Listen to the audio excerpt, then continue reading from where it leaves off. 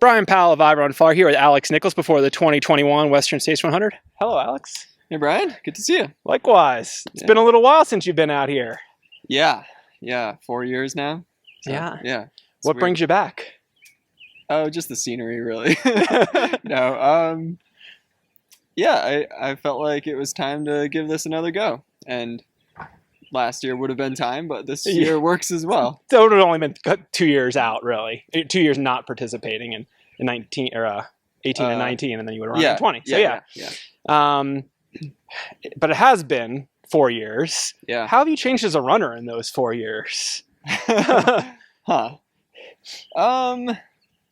Man, I don't know. It's I feel like at least for this year, I've come into this race with a lot more focus on the long term instead of just like jump from race to race, making things work. So yeah, maybe it's more of a focus on like long-term growth. Not just incremental performance, but So was it intentional then that you didn't have any races, this year leading up to Western States? No, not quite. I mean, I ran a few races, like local races last year. Yeah. And then I was hoping to run maybe a more low-key local race in May, but just my work schedule kind of got in the way, and I had to travel to some stuff. So it was on the calendar, but not important to really force it. Yeah, exactly. I mean, would you? So you normally would have some sort of but honestly, they're just kind of like training runs. So I just did the training runs. You did it to the training runs. Like, what were those longest training runs? What did they look like? Just stuff between like 30 and 40 miles, stuff like that. Yeah. Up on Pikes Peak at all, or were you? Yeah. Well, obviously, some Pikes Peak mixed in there. This month was my 43rd month of summiting Pikes Peak and back. In a row. Every month, at least once, That's a lot of months of going up Pikes Peak. Yeah, it just kind of added up over time. But do you have a favorite month now to go up Pikes Peak?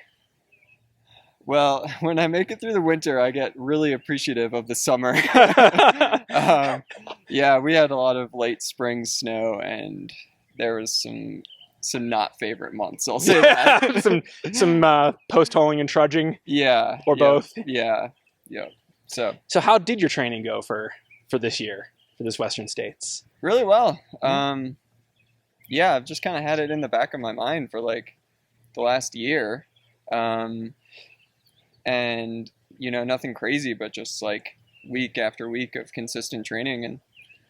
And you were able to control it. 'Cause I know like that there's a favorable aspect of that, having that long planning horizon, but one can also be July of last year and say, hey, or I mean, you got it in January of last year. Yeah. So like you literally, once things got canceled in March, you could have been training for 16, 17 months for. Yeah. And it wasn't, I guess that's what I mean. Like back in my mind, it wasn't specific training. Say like last November, I wasn't like, okay, I need to do this workout and this workout to get ready for Western States. It was more like, that's out there. I should think about it and keep running. Yeah. It would have been easy. Like during the pandemic, you could just not go to the Dead Horse or whatever the smaller ultras you did. And exactly. Just tool around home, but you kept building that base. Yeah.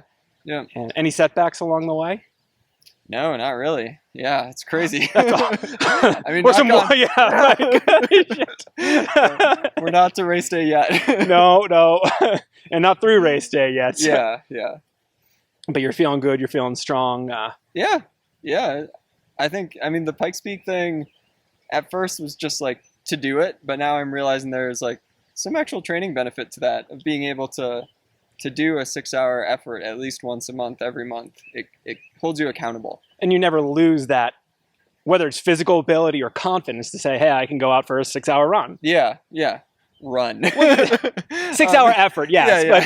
But no, it's good to always know that I can do that. Because it's sometimes hard coming back when you don't have that. Like if you have a couple months where you're even able to run some, like not have those long runs, it can be. Yeah. Can I do it? Yeah. Sometimes the answer is, in your head at least, is no. And no, it's definitely a confidence thing too.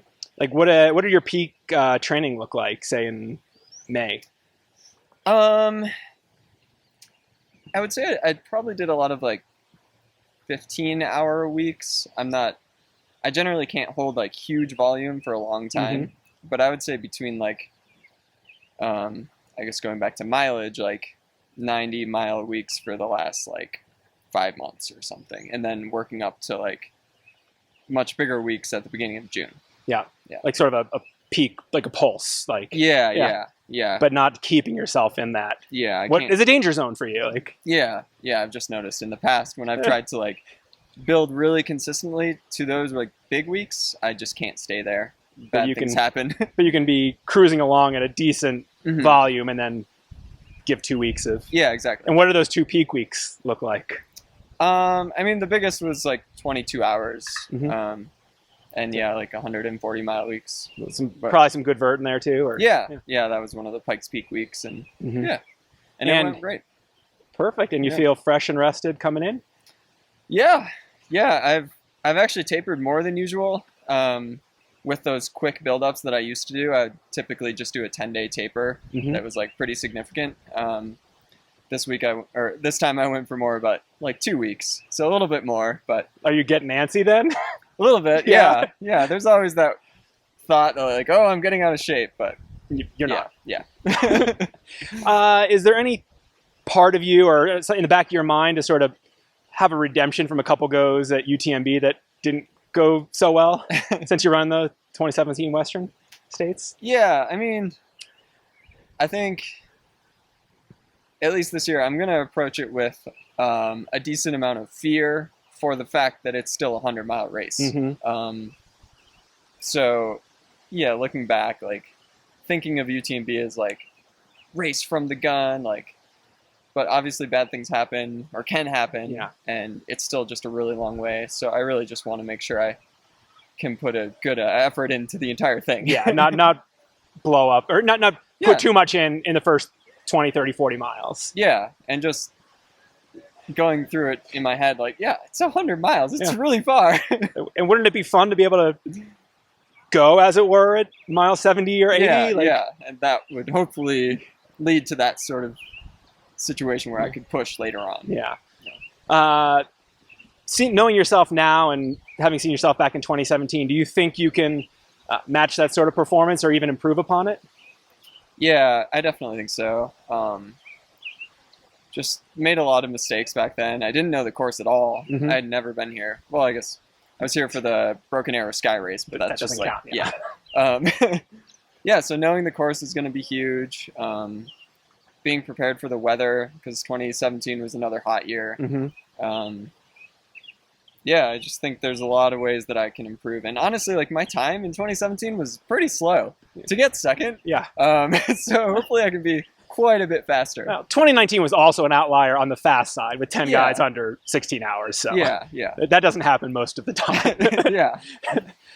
Is there anything you're particularly excited about for this weekend, race day?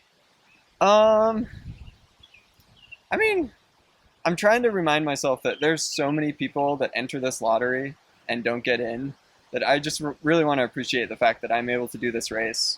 I got in with a golden ticket. It's just like a huge level of privilege, and I want to try to like honor that on the course as much as I can. Nice. Well, good luck and honor that. Thank you. Take care, Alex. Thanks.